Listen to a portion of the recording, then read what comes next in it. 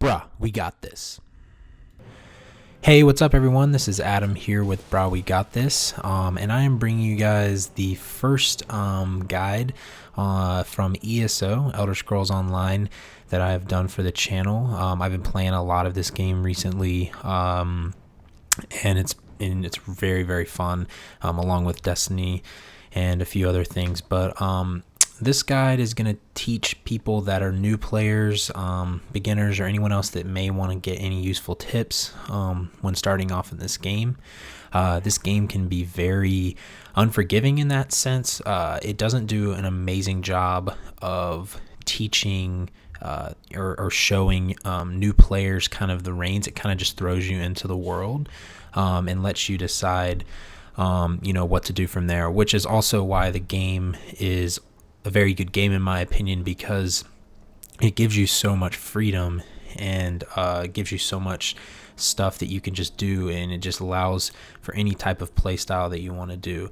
But we're gonna break this guide up into a couple parts here. So before I begin to tell you about the parts of the guide, I just want to reiterate again that this is for mainly new players. If you're a veteran ESO player, you may not need to watch this. You might already know this. You might already know what you like and how you like playing the game. But this is for new players, and to kind of show them and to kind of get their feet wet and show them a way to play the game, or a way that they can kind of structure their gameplay to make it not as overwhelming. So again, just making sure that you guys know that before you start viewing this video. So to break this up into a couple parts, part one, I'm going to talk about mainly the overview of the map and the zones and how they all work together. Part two is going to be about the navigation of those maps and how to start out, and about going your way through the maps and the quests and what all the markers mean, and then how to kind of set up your skills to level them all equally. A third part is going to be about resource management, and that's like what to sell, what to bank, what to keep, what to deconstruct, and what to buy and prioritize your money in first. The fourth part is going to be briefly about crafting and why it's important. So that's the four parts of the video that I'm going to break this up into to try to organize it a little better for you guys.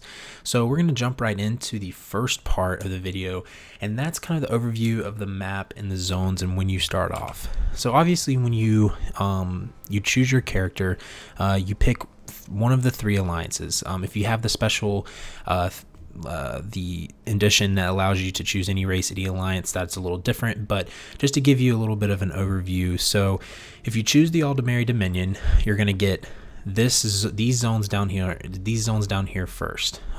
If you choose the Daggerfall Covenant, you're going to get these zones, excluding Hrothgar, and if you choose the Ebonheart Pact, you're going to get these zones.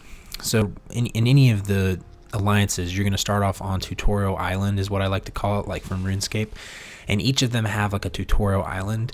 So Ebonheart Pax is Bleak Rock, Aldmeri Dominions is Canarthy's Roost, and Daggerfall Covenant starts off on Stros Mackay, and then Betnica, however you pronounce that.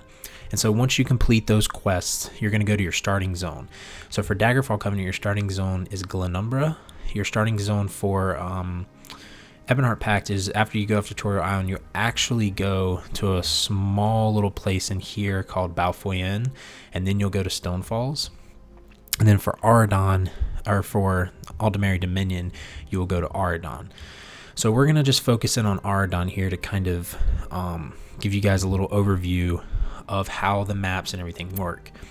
So with the 1 Tamriel edition, which came out a little while back, what it allowed the players to do now is, before, each of these zones kind of had level restrictions, and the quests were according to that. So if you were to skip quests on Aradon and you went to Greenshade or Grotwood, if you came back to Aradon, those quests would be very easy and would not give you any experience for your level or any good gear for your level.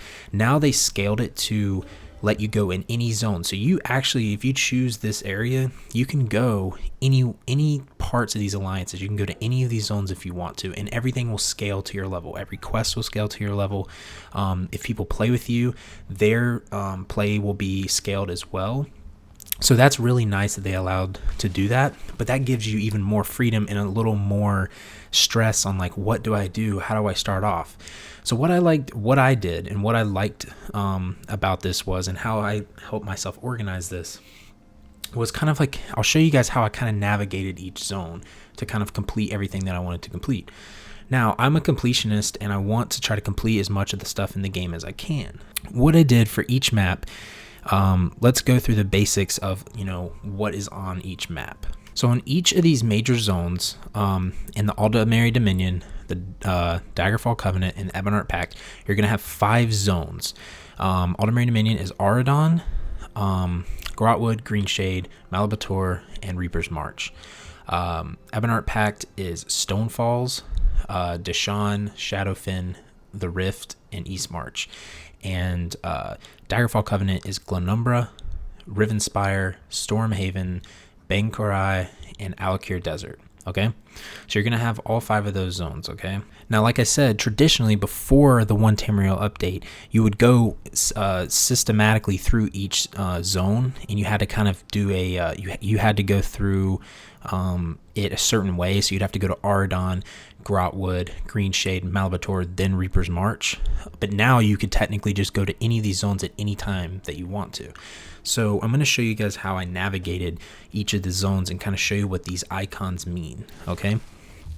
So when you first get into your first city, you'll see that you have the city icon. Okay. On each zone, there's usually about 3 big cities. These little castle icons. They're going to be black. They're not going to be whited out at first. These are usually where you will find the most quests in general, and that's where you'll find your zone-specific quests. So what I mean by zone-specific quests are Auradon, or the Aldmeri Dominion, the Ebonheart Pact, and the Daggerfall Covenant all have zone-specific quest lines, and you'll run through all of the zones and complete these quest lines, and you'll get skill points, experience, weapons, and you'll get achievements for them. And they all slowly, creepily go up each map and hit each of these big cities for the most part. So these big cities have a lot of quests in them for the most part, and have the zone-specific quests in them.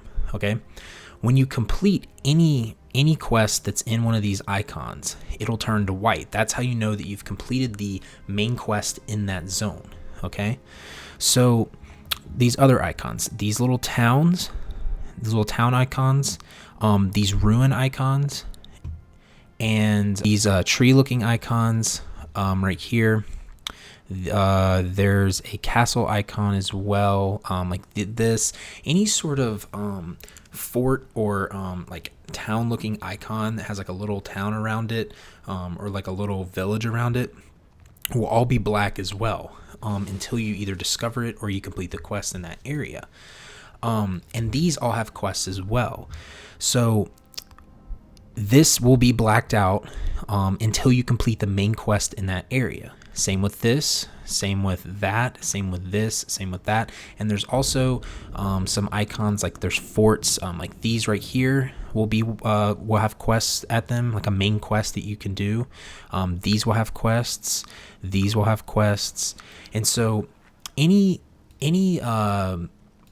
icon that you see that's blacked out will almost always have a main quest in that area that you can complete, except for delves, world bosses, dolmens, way shrines, and like these locations will sometimes have quests that lead to them, and the crafting stations. And if there's any more that I missed in there, just let me know, guys. But those are just places on the map that have like a main quest that you can do for the zone, and sometimes they have multiple quests in them. And once you complete them, it will turn white and you'll know that you completed them. Okay, so to get to the other icons on the map before I tell you how I navigated through everything. So world bosses, there are 6 world bosses on each zone. So Auradon has 6, Grotwood 6, Greenshade 6, Malabator 6, Reaper's March 6, and then all the zones in Ebonheart Pact and all the zones in Daggerfall Covenant. And there's also more in the game in general, but this is the base game for the most part. So these world bosses now have been designed to where you should have at least 4 people in your group to complete them, and the boss will always drop a set item of that zone and will drop soul gems and other various things. And once you complete them, it'll turn white as well, and give you achievements. Okay, so then let's go to the delves. Delves are things that are typically things that you can run with by yourself, but you could also run them with friends. Each zone has 6 delves in them as well. Each delve has a boss that can drop set items of the zone, so Ardon's a zone, and there's a sky shard in every single delve. There's 1 sky shard, okay? Then you have dolmens. Dolmens, there are 3 dolmens per zone. 1, 2, 3. These are the things from what's his name, Molag Bal's, it's like a public event that you can do with other people, and these you kill monsters and you shut down the dolmens, and they have a chest at the end that gives you soul gems and also set item of those zones.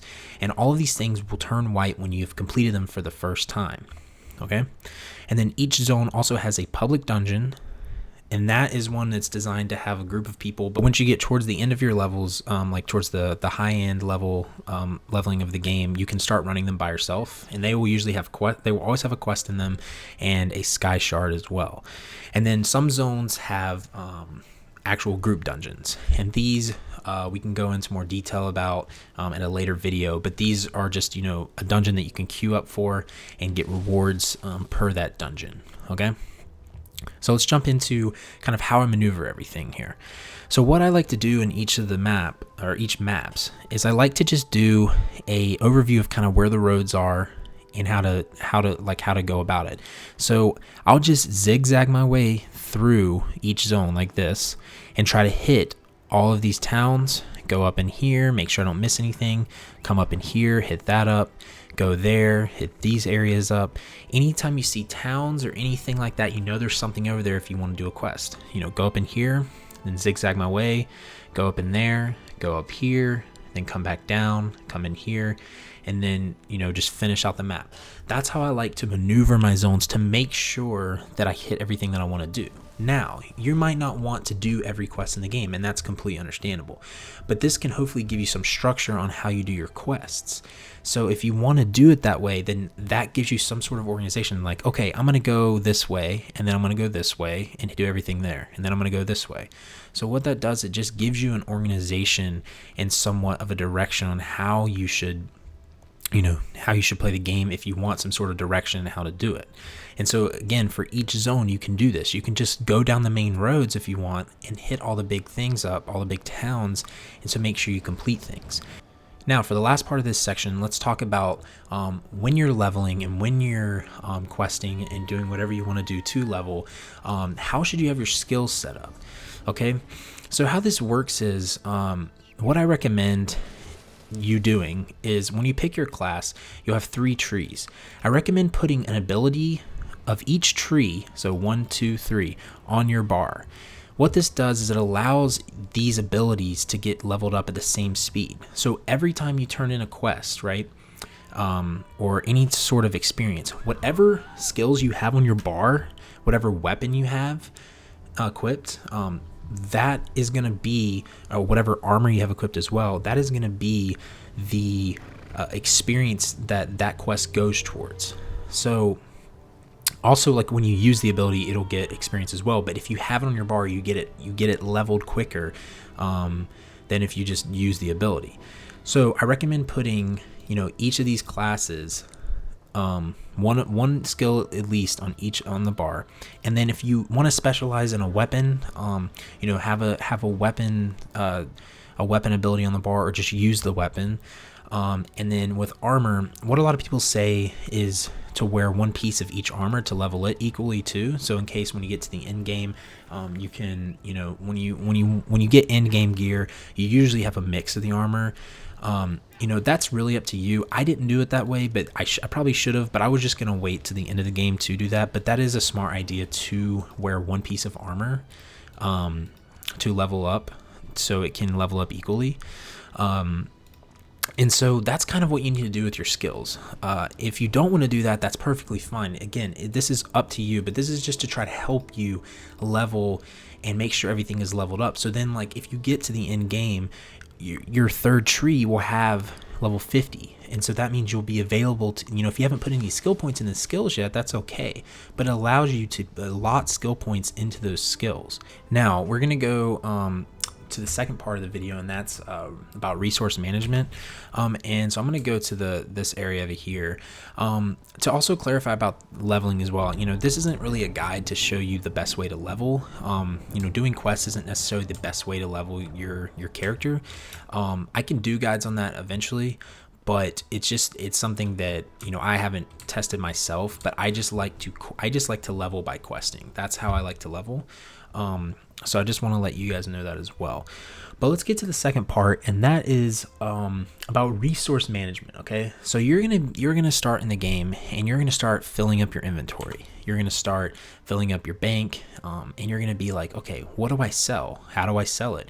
What do I deconstruct? What do I do with all this stuff? How do I know what to keep? Okay, so I'm gonna try to help you guys out a little bit with that.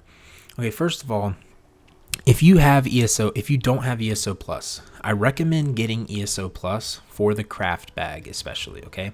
The craft bag is something that has infinite slots in it that every single crafting material will go into automatically, and it will not take up any inventory space, it will not take up any bank space, and there is no limit to it, okay?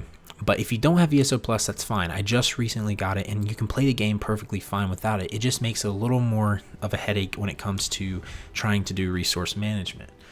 Okay, so the first thing is you're going to start getting a lot of items, and these items are going to have different weapons. They're going to be consumables, and there's going to be different things on them that you're like, what do these do? So some of the items that you'll get will have ornate on them. Okay, I recommend every item that you get with ornate you sell to a merchant. Okay, the reason is it sells for 280% more, so that means it's going to sell for 180 gold. That's a lot of gold, and you will get a good bit of these items once you fill up your inventory. Okay, so every ornate item that you get, sell to a merchant. Okay, there's going to be items with intricate on them. Intricate is the opposite. When you deconstruct these items, you get 280% extra experience towards that crafting skill. So for this, it would go towards woodworking. And so I recommend deconstructing all of these. Now, if you're not interested in crafting at all, that's okay. Just sell all your items if you want to, and that's perfectly fine. I'd still recommend deconstructing them even if you're not interested in crafting, because you never know. Because if you say you're not interested in crafting at one point and you deconstruct everything and you end up getting 50 in all the crafting skills, then maybe one day you'll be like, oh, I'm interested in crafting, and you'll be glad that you did that and you have 50 crafting on that character. So, and it also gives you materials and stuff like that. But I completely understand if that's not what you're interested in at all. But that's what I recommend with certain items. And then other items aren't going to have anything on them. They're just going to be normal whites. You can, like I said, if you're not interested in crafting, you can sell those, but I would recommend deconstructing them. Now, let's talk about the bank. So each zone will have multiple banks in the cities. So, I mean, in each major city, there should be a bank. Okay, so here's a bank right here in Ardon. So let's go to the bank. Okay, and I can't remember exactly off the top of my head the default bank space. I believe it's 60 or 50.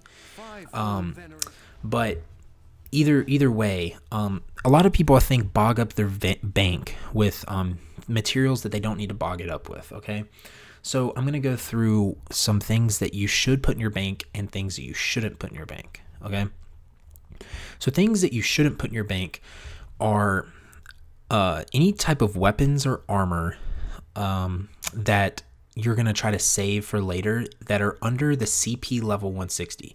And if you don't know what that means, then you probably haven't reached CP 160. And CP 160 is the champion point system. And what this means is all the gear will cap at 160 CP. So once you hit level 160 CP champion points, all the gear that you get beyond that level is then going to always be at level 160. So that is the gear that most 95% of people in this world will in ESO will buy. So there is no point in keeping armor below that unless you want to keep it for a friend, unless you want to keep it for another character for like training, or if you just want to keep it just for mementos or something like that. But normally there's no point to keep armor in your bank unless you're just going to use it for a later time, unless it is CP 160 or higher. So I do not recommend banking any type of weapons or anything like that. I recommend banking, most of all, if you don't have ESO Plus, banking all your crafting materials. So that includes, your raw materials, your ore, your wood, your potion stuff, your trait gems, just anything that has to do with crafting, because they stack. And another thing with crafting is to craft certain items, or to craft any item in the game with alchemy, blacksmithing, clothing, woodworking, provisioning, enchanting, you don't have to have the item in your inventory to craft it. So you can have your items all in the bank, and you can go to a crafting station and it will see all those items. So there's no point in keeping your crafting items in your inventory at all. There's just no point. So I recommend putting all your crafting items, if you don't have ESO Plus, in your bank. I recommend putting other consumables that can stack, like potions, food, any type of things like that can stack. I recommend putting any weapons that you want to research, which we can maybe get into a little later in the guide, in your inventory if you want to maybe save them for research. And I use things for disguises. I just put things that I don't need now because I have so much space because of ESO Plus. And so that's kind of what I recommend you put in your bank, because it'll clear out a lot of your inventory. Okay, now for the last part of resource management, let's talk about what to prioritize your money into when you're a lower level or a new player. Okay, so some of you might have friends that give you money, which would be great, but some of you might not have anyone that can help you out. So what do you prioritize your money into? Okay, like I said, if you sell all those items that I told you to sell, you're going to be golden. All right. In no case should you ever buy anything from merchants or any type of crafter or any type of person in store. You should never buy weapons from them. You should never buy armor, crafting materials, whatever, unless you're just wanting to level a crafting skill, direly, and you just need some materials. You should never usually spend money with merchants, because all their items are just not very good, and you can just find an item that's almost always better by playing the game. So never spend money into that. The first couple of things that I recommend you invest your money into as a new player, especially if you do not have ESO Plus, is increasing your inventory space and your bank space. And what you can do, there's a place in most major towns that allow you to do bag upgrades, which is this symbol right here. And you could go to him, and it scales for your level, and it pretty much gets exponentially more expensive to upgrade your bag. Each bag upgrade. So like right now, my bag upgrade is 5,900 gold. I'm not going to do that. I don't need it right now. Same with my bank. I think you guys probably saw the spot where the guy said if you want to upgrade your bank space, it's like 6,800 gold. I recommend investing in maybe one or two of those upgrades, okay, to maybe give you a little more space. And then I recommend you going to the Stable Master, which is over here. If you don't have like the special editions, I recommend saving up for a mount. And what a mount is you're not going to always get a camel like this, but what a mount is just like a horse that allows you to ride through Tamriel a lot quicker than running through. And the cheapest mount is 10,000 gold. And if you do what I told you and sold all the items that I told you to sell, and you save your money and you only, buy the upgrades when you need them, then you'll be able to get 10,000 gold pretty quickly, and it shouldn't take you too long.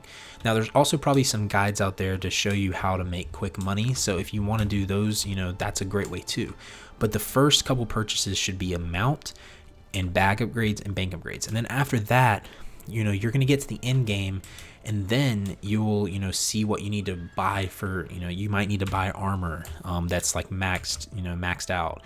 But if you talk to the Stable Master here, there's the mounts, the cheapest one's 10,000, and then each day, every 20 hours, you can upgrade your mount's stamina, carrying capacity, which gives you more space in your bag, or speed. And that's something that you need to also do every day to help you out there. Okay guys, so for the last part of the video, I'm going to talk about the crafting system very briefly and why, it's important. And so each of the main cities, in a lot of the cities in the zones, will have crafting areas.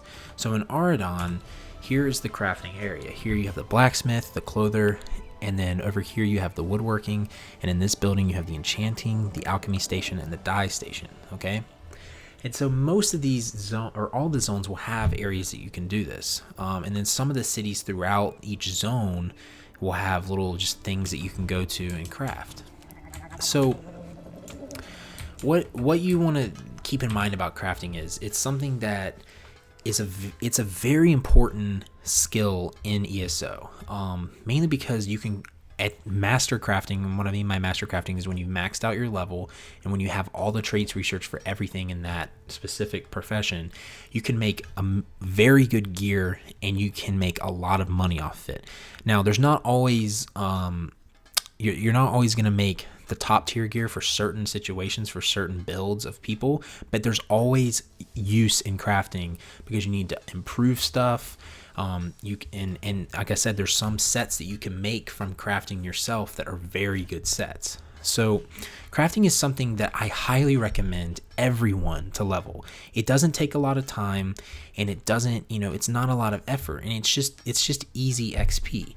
And so I'll tell you about the method that I do to help me when I play the game, to help me level crafting and everything else. So like I told you, when I go into the zones, I do the zigzag pattern. So what I did when I started out is I would quest, I'd kill things, I'd go through the maps, and then when I hit a full inventory, I'd use a way shrine, teleport back to my main city of that zone, okay? Then I'd come to the crafting stations, I would deconstruct everything that had intricate or non-ornate on the crafting station. So you can deconstruct right here, you click it, and then you would click R. I'm not going to deconstruct that because it's ornate. But you press R and you'll get materials. Okay. The other aspects of crafting is there's a creation side, which we can go into this stuff a little later, but I just want to kind of show you that there's creation, refine, improve, and research. But what I would do is I'd come to each of these stations, deconstruct all my blacksmithing materials, and then I'd come to the clothing station, deconstruct all of my clothing materials, and then I would run over here if I can get unstuck, and I would go to the woodworking side and deconstruct all my woodworking stuff. And what this allows is it gives you it gives you a bunch of items back, gives you materials back. So here's where you would deconstruct woodworking. And it stacks in your inventory. And so the kind of items that you will get are going to be things like bloodstones, the style materials. You're going to get the actual materials of the item back. So like if it's like a maple bow, you're going to get sanded maple back. And the higher level is, and the more skill points that you've put into these skills, so as you see right here, like for clothing, the more you put into like these certain skills, the more of these materials you're going to get back, and better materials you're going to get from refining and everything like that. And so what I would do with all those materials after I do that is I would go to my bank and bank on my crafting materials. And so after I bank on my crafting materials, it cleans out a lot of space in my inventory, and then I go back and I quest again. And so when I start to get an inventory where I'm only getting about 20 free slots every time I clear everything, that's when I know it's time for a bag upgrade. Now I'm going to go a little bit into the crafting here, but I'm going to make a separate video on crafting to kind of go into more detail of it. But this is going to be the last part of the video really. So with crafting, you can refine materials. Once you hit 10 of each material, you can double click this, go in there, and refines raw materials into usable materials. You can create your items here, okay? The more that you pump into the item, the higher damage or armor or level it's going to be, and the cost of what it would be to sell it is going to be. And so all your materials is going to be that you have is going to be right here. And then the styles are all the motifs, the crafting motifs that you learn. So the only style that you'll know when you first start in this game is the style of whatever race that you are. So for me, I'm an Altmer. So the only style that I knew was the High Elf style, which is the material. Do I not have any? That's really interesting. Oh, there it is. Which is, oh my gosh, I can't get to it. Adamantite.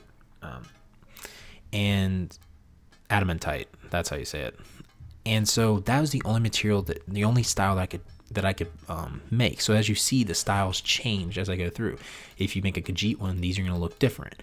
And so you can collect these through the world. You can buy them through the world, or but through people. And so that's what these racial styles are. And so you'll get some of these back when you deconstruct. You'll find them in the world, and you can just stock up on them. Then each thing has traits. These are things that you have to research, which I will go more into on the crafting guide. But these have gems, specific gems. So for an axe, the decisive trait is citrine. The infused trait is jade. So that's what trait gems are. So my last tip that I'm going to give you guys with crafting is the researching. You're going to start off to be able to only research one item at a time. But as you up your skills in your set profession, and you put skill points into, I believe it is, so if we look at blacksmithing, if you put it into metallurgy, the max metallurgy allows you to it reduces your research times by 25%, and it lets you do 3 items at once. So the more of those skill points you put into that, the more that you'll be able to research at a time. But I recommend every day you research some item, and the items will finish in the same day depending on how many traits you have researched. And like I said, we will go into that more in depth, but I recommend if you have any items that have traits on them, and you'll know when you come to this thing, it'll say researchable. I recommend you research, because if you want to become a master crafter, if you want to become good at crafting, you need to have traits researched. And again, we will go into that more in depth in a crafting video. But that being said, with crafting skill points, don't ever worry about gimping your character on skill points. There are plenty of skill points throughout the world by doing quests, by getting sky shards, and by doing all sorts of things. You can get skill points. So, leveling first to 50, I would mainly focus on your skills that you want to focus on, but you can also put skill points into crafting skills. You don't have to worry about that, because you're going to find plenty of skill points. And so that's the last little tidbit that I can, give you guys when it comes to that. But that's going to wrap up the video, guys. I really hope that this has helped some of the newer players with this game. Again, I know this game can be very, very overwhelming at times, and there's just so much to do, and there's just so much thrown at you, and you don't know what to do at all times. But I hope this has helped, and I hope that you guys can really utilize these tips and help you guys start off. And once you really get involved in the game and get past these first 10-20 levels, the game really starts to get really, really good, and it's so fun, and it's one of the most enjoyable games that I've ever played. And so if you guys enjoyed it, let me know in the comments. Let me know if there's anything you want me to help you with. I will try my best. You can always follow or subscribe to us. We do Let's Plays. We play Destiny. I play this, and Joe plays a few MOBAs. But I'm going to be bringing you guys some more guides on ESO. But you can also watch my streams 2 days a week. They're Mondays and Tuesdays between 7 to 7:30 p.m. start time. At Brawley Got This, twitch.tv/Brawley Got This. And there you can always ask questions if you have any things you want to ask. But again, I hope this all helped. Let me know if there's anything that you need. I enjoyed making this for you guys. And just remember to have faith, be great, and I'll see you guys on the next video.